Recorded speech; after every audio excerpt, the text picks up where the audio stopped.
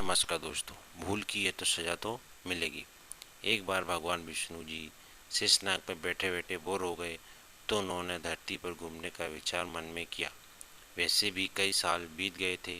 धरती पर आए और वह अपनी यात्रा की तैयारी में लग गए।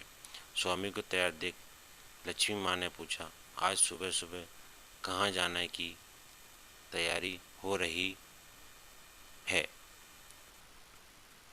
विष्णु जी ने कहा, हे लक्ष्मी, मैं धरती लोक घूमने जा रहा हूँ।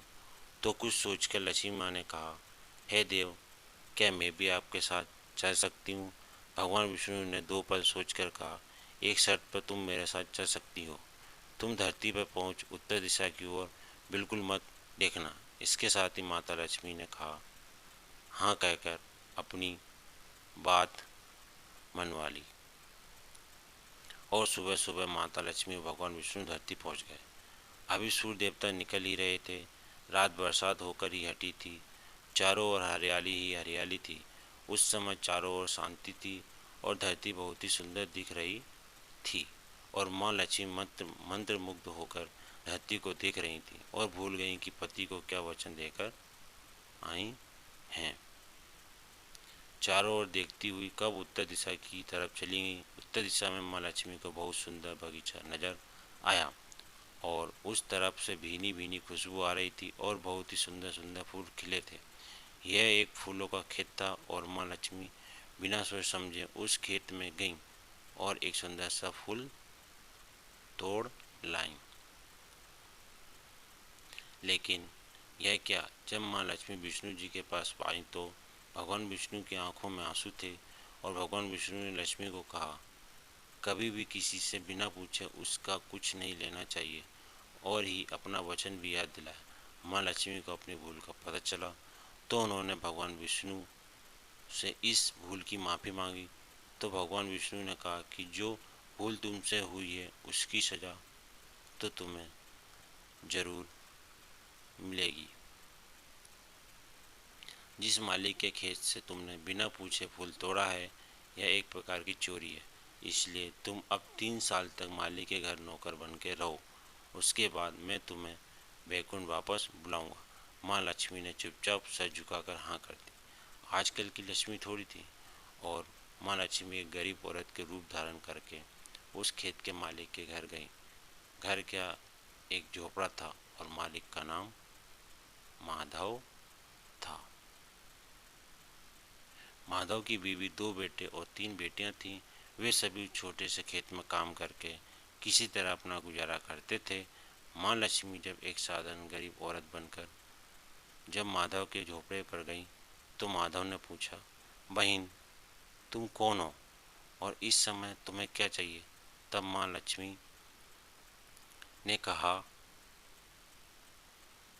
मैं एक गरीब औरत हूँ।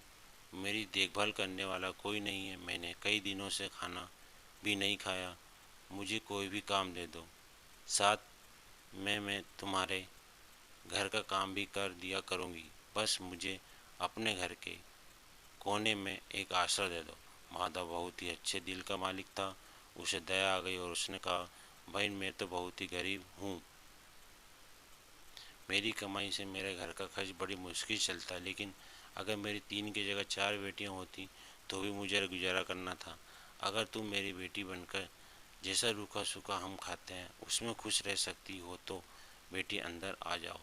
माधव माँ लक्ष्मी को अपने झोपड़े में शरण दे दी और माँ लक्ष्मी माधव के घर में 3 साल तक नौकरानी बनकर रहीं। जिस दिन में से माँ लक्ष्मी माधव के घर आई थीं, उससे दूसरे दिन ही माधव को इतनी आमदनी हुई कि फूलों से शाम को गाय खरीद ली। फिर धीरे धीरे माधव ने काफ़ी ज़मीन खरीद ली और सब ने अच्छे कपड़े भी बनवा लिए और फिर एक बड़ा पक्का घर भी बनवा लिया। बेटियों और बीवी के लिए गहने भी बनवा लिए और अब मकान भी बहुत बड़ा बनवा लिया। माधव हमेशा सोचता था कि मुझे यह सब इस महिला के आने के बाद मिला है। इस बेटी के रूप में मेरी किस्मत आ गई और अब 2 से 5 साल बीत गए थे, लेकिन माँ लक्ष्मी अब भी उस घर में और खेतों में काम करती थीं। एक दिन माधव जब अपने खेतों का काम खत्म करके घर आया तो उसने अपने घर के सामने दीवार पर एक देवी स्वरूप गहनों से लदी एक औरत को देखा।